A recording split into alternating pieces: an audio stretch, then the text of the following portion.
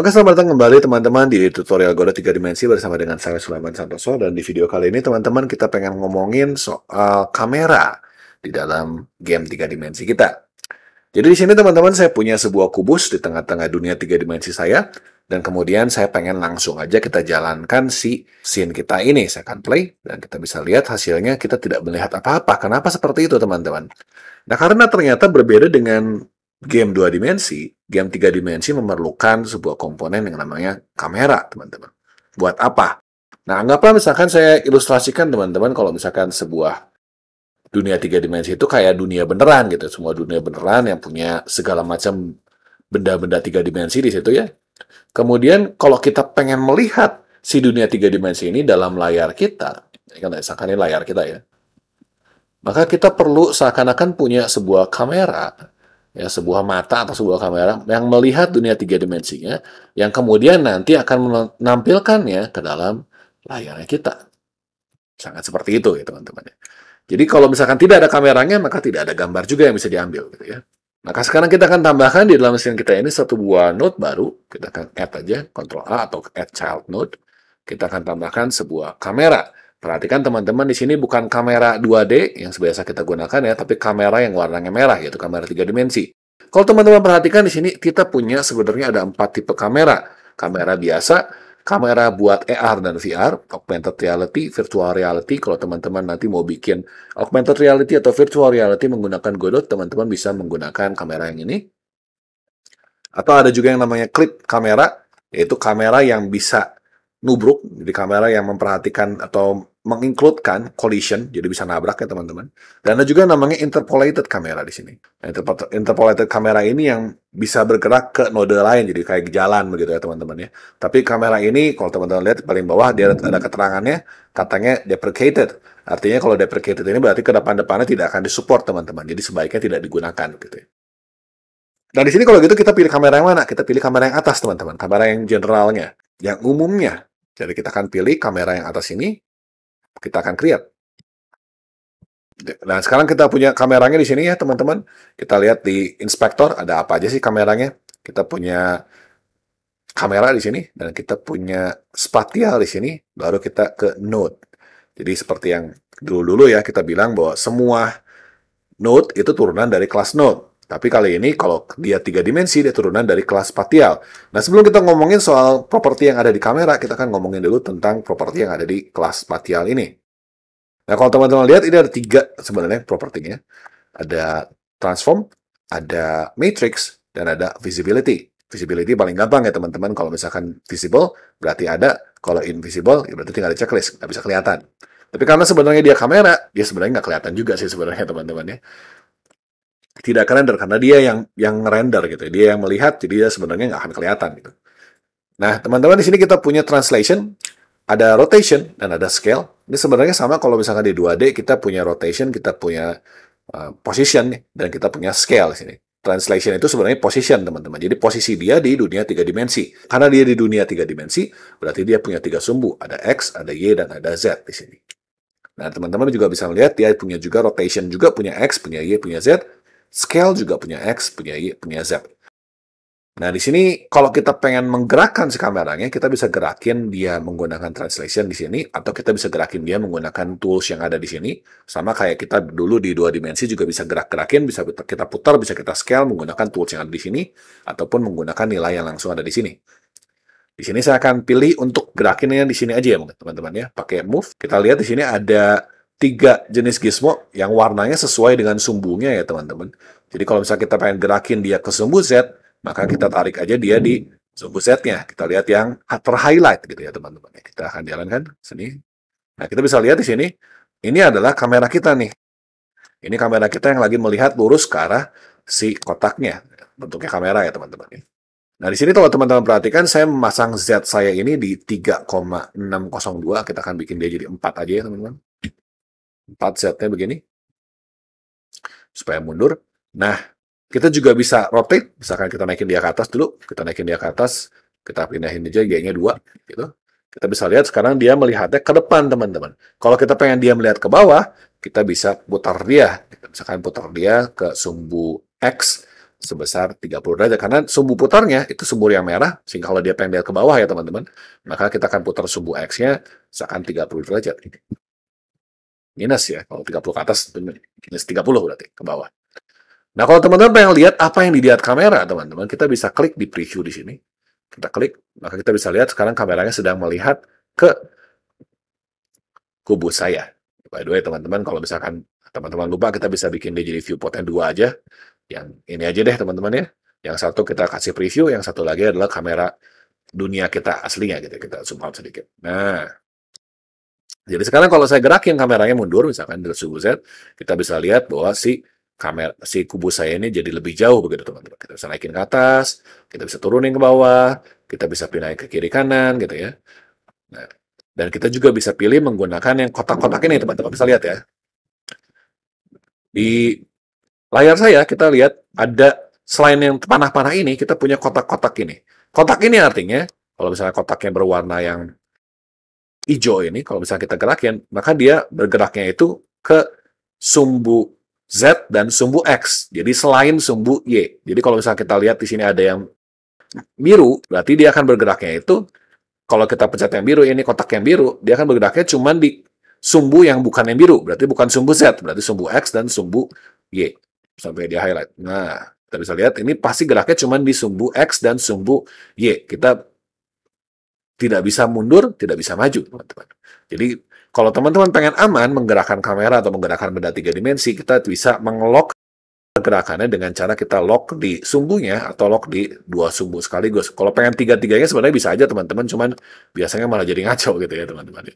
Oh, by the way, teman-teman, di sini kita punya titik merah di sini. Titik merah ini menyatakan besarnya lensanya dari kamera. Kita bisa zoom in, kita bisa zoom out. Ini tergantung dari kameranya pengen apa. Pengen kayak gimana, lensanya sebesar apa gitu ya teman-teman. Oke. Nah, itu adalah untuk translation, rotation, dan scale. Scale tentu saja memperbesar dan memperkecil. Cuman kalau di sini kan nggak kelihatan karena kameranya diperbesar pun nggak ada efeknya sama gambarnya teman-teman ya. Nah, tapi teman-teman juga perhatikan di sini, setelah kita ganti translationnya, kita juga punya nilai yang berubah juga di dalam matrix yang di bawah. Nah, biar gampang teman-teman, kita akan coba di reset dulu semuanya. Jadi kita akan reset kameranya, dan kita akan mundurkan dia kembali ke Z yang 4. Nah, teman-teman perhatikan di bagian matriks ya. Sekarang kan matriksnya 0 semua ya. Tapi kalau saya gerakan ini di 4, teman-teman bisa lihat bahwa Z-nya bertambah menjadi 4 di sini. Kalau saya misalkan geser dia 2 ke atas, perhatikan di matriksnya juga akan bergerak, Y-nya 2 di sini. Jadi sebenarnya teman-teman, translation, rotation, dan scale itu bisa dinyatakan dalam bentuk terpisah seperti ini, atau bisa juga dinyatakan dalam bentuk matriks seperti ini. Nah, kalau teman-teman pengen tahu caranya untuk menghitung dari yang di sini ke matriks, teman-teman bisa nonton di video saya yang lain tentang komputer graphics begitu ya. Tapi kalau teman-teman nggak pengen tahu ya nggak apa-apa. Ini artinya cuma yang bawah ini matriks ini sama dengan yang di atas gitu ya. Cuma ini bentuknya matriks, kalau ini bentuknya 3 vektor terpisah gitu ya. Gitu aja ya biar gampang ya teman-teman ya. Kita akan balikin lagi ke min 30 seperti ini. Oke, nah sekarang kita sudah menguasai transformasinya. Sekarang kita ngomongin soal properti yang khusus buat kamera itu sendiri. Kita lihat ya. Nah, kita ada keep aspect ratio. Di sini ada keep width dan keep height. Jadi keep width dan keep height ini adalah kalau misalkan sampai ada perubahan ukuran, ya, kalau misalkan ada perubahan ukuran, ketika kita adjust field of view-nya, nanti ketika kita atur lensanya, kita pengen keep height-nya, kita pengen pertahankan tingginya, atau pertahankan lebarnya dari gambar kita. Nah, ini bisa kita pilih dengan ini. Nah, di sini kita juga punya cool mask. Cool mask ini nanti buat nentuin benda apa saja yang kelihatan gitu ya. Nah, di sini kan kita cuma punya satu benda ya. Saya akan pindahkan juga supaya kita punya 3 buah benda di sini. Saya akan duplikat aja mesh insertnya. Satu di sini, satu lagi saya akan bikin dia di samping sini ya. Supaya kelihatan beda, teman-teman, saya akan ganti supaya jangan semuanya kotak gitu ya. Saya ganti satu dengan sphere, saya ganti satu lagi dengan menggunakan kapsul. Nah, jadi kita punya seperti ini. Kameranya akan saya mundurin aja ya, biar kita kelihatannya lebih jelas gitu. Kita akan mundurin, kita akan naikin lagi kameranya biar kita jelas. Nah, tadi kan saya ngomongin soal cool mask ya teman-teman. Nah, nanti setiap benda di dunia 3 dimensi kita ini akan punya yang namanya layers teman-teman. Layers ini bisa kita set. Jadi kalau misalkan si kapsul ini ada di layer 1, si kotak ini misalkan Si bulat ini ada di layer 2, kita akan pindahkan di layer 2. Si kotak misalkan ada di layer 3, misalkan ini. Maka kalau misalkan sekarang saya balik lagi ke kamera, ya, kemudian saya nonaktifkan si mask yang pertama, kita bisa lihat si kapsul hilang. Kita juga bisa hilangkan misalkan si bolanya. Bola di 2 ya, bola di 2. Kotaknya juga bisa. Jadi di sini teman-teman bisa mengatur scene 3 dimensi kita ini dengan punya beberapa layer sekaligus. Jadi kalau misalkan kita cuma pengen lihat layer tertentu bisa, nanti kalau mau dimunculkan juga bisa teman-teman. Jadi kalau misalkan teman-teman kayak misalkan punya dua dunia gitu ya, kemudian pengen pindah antara dua dunia tersebut, teman-teman bisa atur cool mask dunia pertama di 1, cool mask dunia kedua di 2. Nanti kalau pindah dunia kita tinggal ganti aja cool mask-nya. Oke. Nah, kita juga punya di sini ada horizontal offset dan vertical offset. Ini kalau saya geser 5 misalkan begitu, kita akan lihat si kameranya tetap diam, tapi ada pergerakan gambarnya digeser 5 pixel. Teman-teman bisa lihat ya di samping sebelah kiri di sini, kameranya tidak bergerak sama sekali. Tapi kalau saya geser horizontal offset, si gambarnya bergerak. Jadi kita punya horizontal offset, kita juga bisa punya vertical offset, ya. Kalau minus juga bisa. Ini bisa kita start di sini. Ada namanya Doppler tracking, teman-teman. Doppler tracking ini kalau misalkan teman-teman pengen menggunakan sound, terus pengen ada kayak suara yang menjauh mendekat, itu namanya Doppler tracking. Tapi untuk saat ini, teman-teman, saya nggak akan bahas ini dulu. Kita ngomongin projection. Nah, projection itu ada 2, teman-teman. Ada 3 sebenarnya kalau di sini. Ada perspektif, ada ortogonal, ada frustum. Kita bisa pilih perspektif, kita bisa ganti ortogonal, kita bisa ganti dengan frustum. Teman-teman bisa lihat hasilnya perubahannya di sini. Jadi kalau kita lihat di sini, si kamera kita berubah bentuknya. Jadi perspektif itu bentuknya kayak gini, cone.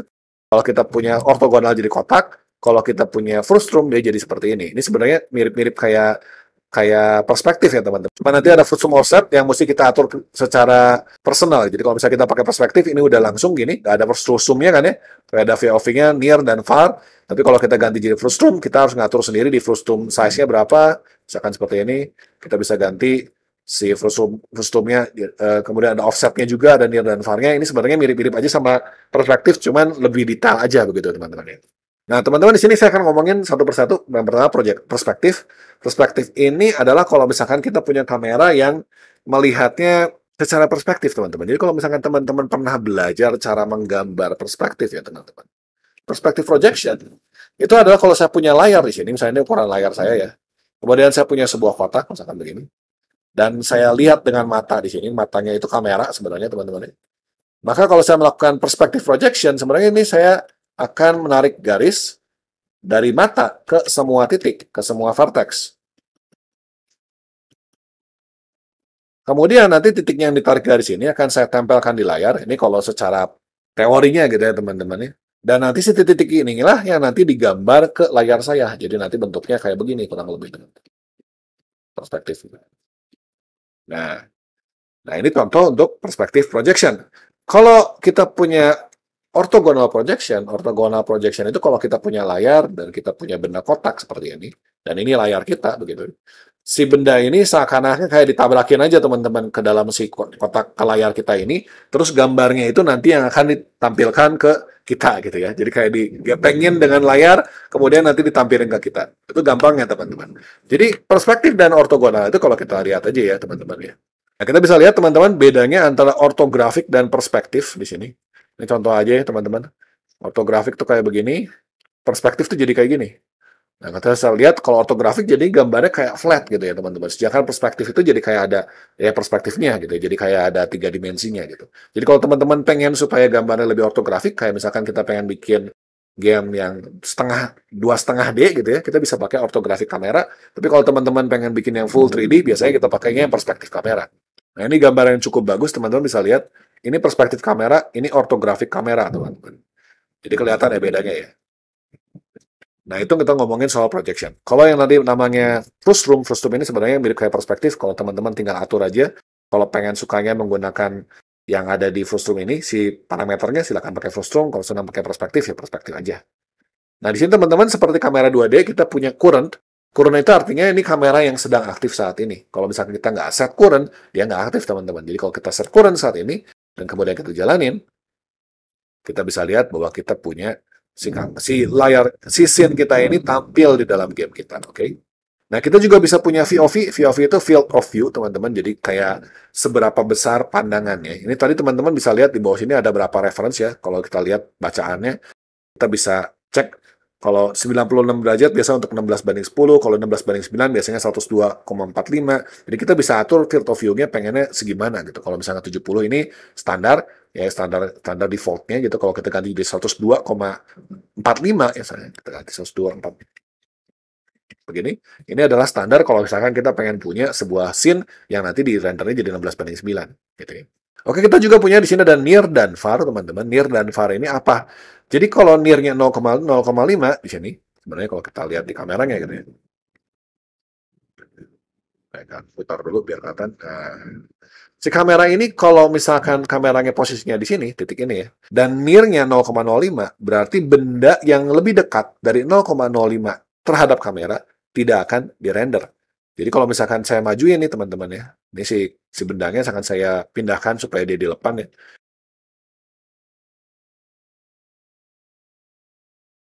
Kemudian saya pindahkan si kameranya juga jadi ke posisinya 00 ya, 0, 0 sama 5. Nah, jadi dia ada di sini, kita mundurin aja jangan 5, misalkan di sini gitu ya. Nah, naikin sedikit deh. Kurang enak. Nah, misalkan gini. Kemudian saya akan pindahkan sinirnya ini, saya majuin, teman-teman. Saya majuin terus ya. Nah, teman-teman bisa lihat kalau saya majuin, semakin saya majuin, maka lama-lama nanti si kapsulnya akan hilang. Kalau saya majuin lagi, si kotaknya akan hilang, dan nanti si bulatnya juga akan hilang. Jadi ini adalah jarak terdekat yang bisa dilihat, teman-teman. Dari default ini. Nah, kalau far, ini adalah jarak terjauh yang bisa dilihat oleh kamera kita. Jadi kalau kita mundurin, kita akan bisa lihat lama-lama nanti si bolanya hilang, kotaknya hilang, kapsulnya hilang. Jadi teman-teman bisa atur kameranya seperti itu. Dan tentu saja teman-teman selain bisa seperti itu juga, kita juga tetap bisa menggerakkan kamera kita. Jadi kalau kita mau gerakin kameranya menggunakan keyboard, menggunakan mouse, tentu saja bisa. Tinggal kita atur aja si transformnya. Contoh aja teman-teman, kita akan bikin sebuah script baru. Kemudian kita akan pasang scriptnya di function proses dulu aja teman-teman ya.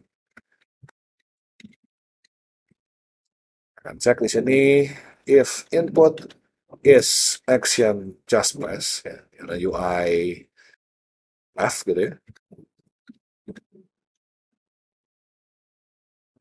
Set di sini si kameranya ketik transform, kita punya origin. Nah, origin ini lah teman-teman adalah si posisinya dia. Dan posisi ini bisa kita jadiin, kita tambah aja dengan sebuah vektor 3. Kalau kita cek ya si origin ini transform ini kalau bisa kita tambahin, teman-teman kita tambahkan dengan vektor 3, 0,1, misalkan 0,0. Ini minus ya, 0,1-nya. Jadi teman-teman di sini kalau misalnya kita menggerakkan suatu benda di 3 dimensi, teman-teman. Ini plus sama dengan. Maka pergerakan itu nggak menggunakan pixel, tapi menggunakan satuan sendiri yang berbeda dengan pixel. Teman-teman di sini kita cobain. Kita gerakin left, kita bisa lihat kamera kita bergerak ke sebelah kiri. Kalau kita pengen dia bergerak kanan, berarti kita tinggal copy paste saja, kita ganti jadi UI right. Dan kita akan pindahkan ini bukan minus, tapi positif. Gitu ya. Jadi teman-teman kalau kita pengen gerakin kameranya, kita menggunakan transform.origin. Nah, tahu dari mana teman-teman bahwa itu ada di transform dan originnya? Teman-teman, karena dia adalah turunan dari kelas spatial, dan kelas spasial ini punya transform vector di sini. Transform vektornya kalau kita klik si objeknya, di sini kita bisa lihat dia punya ada basis dan ada origin di sini. Dan originnya ini adalah yang vektor 3 yang bisa kita isi. Jadi kita bisa menggunakan si vektor 3 origin ini, tinggal kita tambahin, kita kurangin untuk menggerakin si posisi kamera kita ini. Gitu ya. Lebih lanjut lagi tentang si kelas spasial dan kelas transform ini, mungkin nanti kalau kita udah ngomongin soal model 3 dimensinya, begitu ya. Oke, saya rasa cukup untuk pengenalan tentang kamera 3 dimensi di dalam Godot. Semoga bermanfaat, dan kita akan ketemu lagi di video selanjutnya. Terima kasih banyak atas perhatiannya.